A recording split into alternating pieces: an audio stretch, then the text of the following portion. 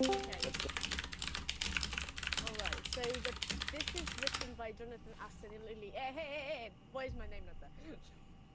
I'm actually insulted. Thank you. So, Should I give a life background of myself before we start? no, Okay. I think the majority has already read the paper on you and the daily life of you. Yeah, that was a good research paper by Stan. Yes. Okay. Now, as we've all gotten ourselves to the point where we are partially mentally prepared for all of the horrors that are going to ensue, um,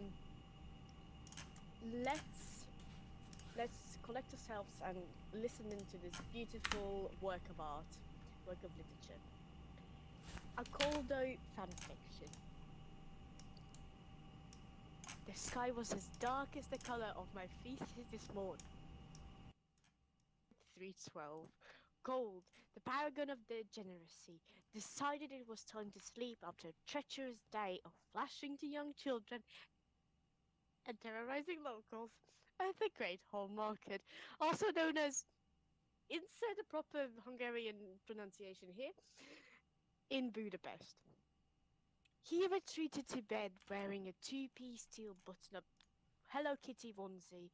On his face rested his new rose-scented snail slime sleeping.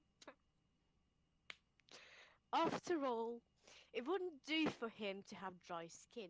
His face had to glow like the bright sun in the Arabian desert, like his mother was I can't pronounce that, sorry. Always wanted.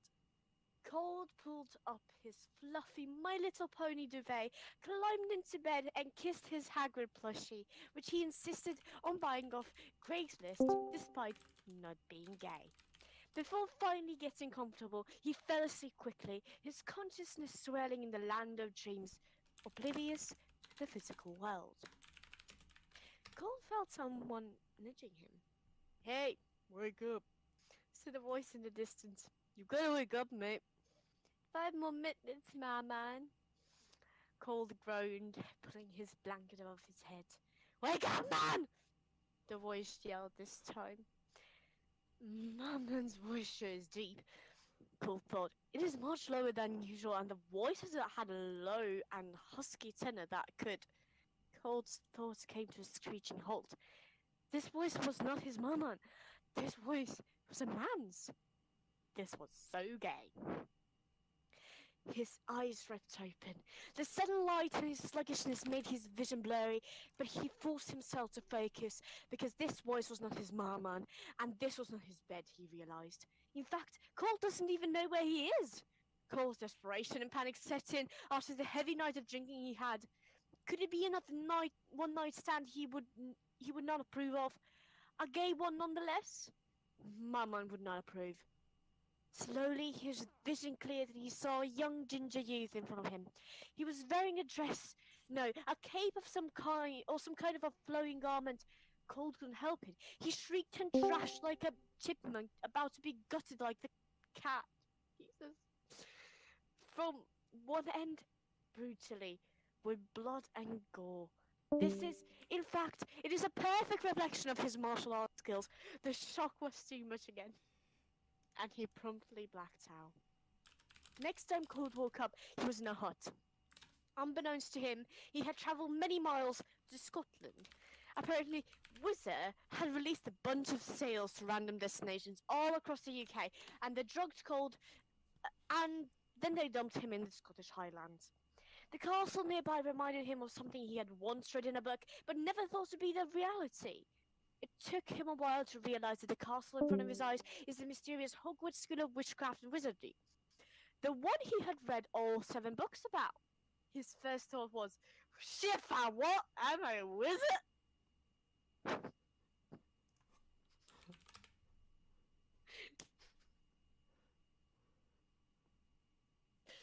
Sorry.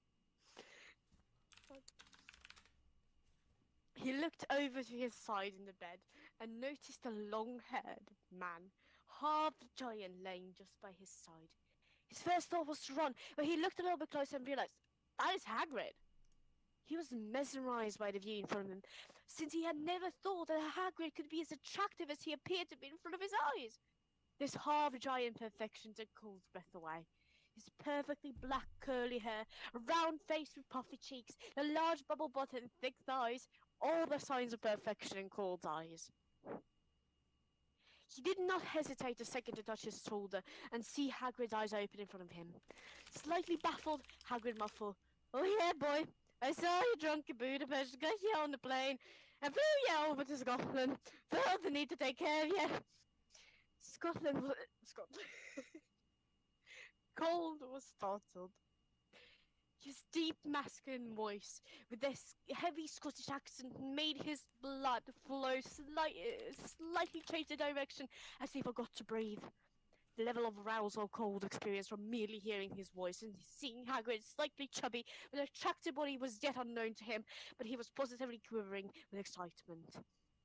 He was startled by the position he was in, and the only thought that came to his mind was to pull himself closer to Hagrid's body. Hagrid slowly unbuttoned his thick woolly pants and revealed his foot-long dick. Colt stared at Hagrid's penis with amazement.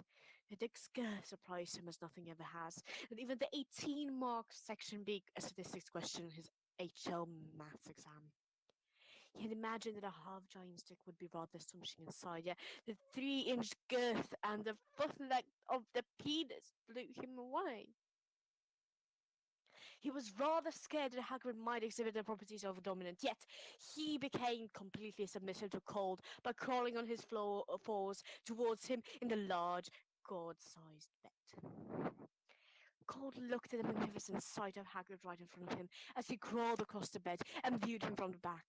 His hairy ass amazed Cold. The perfectly round, slightly saggy butt cheeks gave Cold the hardest, most full erection he had ever had. He placed his hands on top of the butt cheeks and rubbed them in a circular motion, occasionally giving the petite cheeks a little squeeze, allowing the submissive Hagrid to let out a quiet moan. Then Cold whipped out his 3-inch meat and started vigorously rubbing it along Hagrid's arse crack, making sure to liberally coat it with gallons of his translucent, child-coloured pre-cum. "Oh god, your pre-cum is so sexy, Colo," Hagrid moaned. The sound of his voice music to Coulter's Dicko as it grew even harder, increasing the length to the approximate radius of the known visible universe cubed. He felt so turned on, it was impossible to imagine anything but Hagrid. Hagrid. The sexy beast which stood before him, his perfect arse, those incredible man-tits, ignited his loins with pure desire. Cold felt his prostate stir up even more gallons, liters even of cum, all for Hagrid. Only for Hagrid. His anus dilated, preparing to take the dick. The thick dick. He was ready. Hagrid wordlessly inserted a condom into his mouth before his jaw distended downward, wrapping an 10XL condom around Cold's massive dong. Cold shuddered in pleasure, the tip of his dick igniting with furious passion. "Boy, that fucking dick feels good though," Cold moaned. "Yes, my son. No, fuck me hard, fuck me long, fuck me sideways, and fuck me up and down and around the walls and the sewer and up the toilet." What the fuck? And left to right and a full 360 degrees and oh my god, fuck me right now. Hagrid whimpered, mewing at the sight of Cold's massive dick. Cold was ready too. Slowly, at a speed of approximately 16.5 kilometers a second, he inserted his massive penile appendage into Hagrid's dilated anus, relishing in the feeling of Hagrid's anus muscles tearing, ripping, distending, accommodating, and squeezing Cold's penis. The sensation was godly.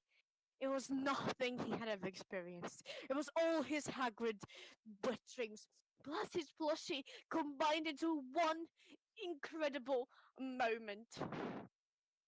All of a sudden, he stopped. All the tension, all the pleasure, all the thickness of the dick stopped for a short second, and Belt sat there, covered in sweat, full of shock. What are you doing? Hagrid screamed. What? He warned, like the submissive dog he was. Cold smirked at him, slowly rotating his hips in smooth circles. Oh, oh, Hagrid whined. Yeah, he said. Cold smirked more, and a millisecond before Hagrid came, Cold pushed all of his might and all his swiftness, his dick, into Hagrid's slippery anus, causing twice the sensation that was already present. The moaning and groaning hyperventilated from Hagrid's dirty mouth. In order to stop him, Cold gently pushed his 3-cubed-inch penis into his esophagus. The sensation that Hagrid now felt, from top to bottom, was unbearable, unbearably pleasurable, and he came for the third time in the minute. Cold's cold, calm cream, the custard-coloured cradle, creating a conquered cream pie on the carpet, commendable and credible in its conscious coverage of the complete cot and the coverings. This is so gay. The end. Fantastic reading. Bravo. Guys, shut up. We agreed to have no homo at the end of it. Like, oh my god, this was Full all homo. gay. I was waiting for the no homo. The balls didn't touch. All that had to happen was the no homo, and it wasn't there. Fuck all of you. Fuck you. Next to edit anymore.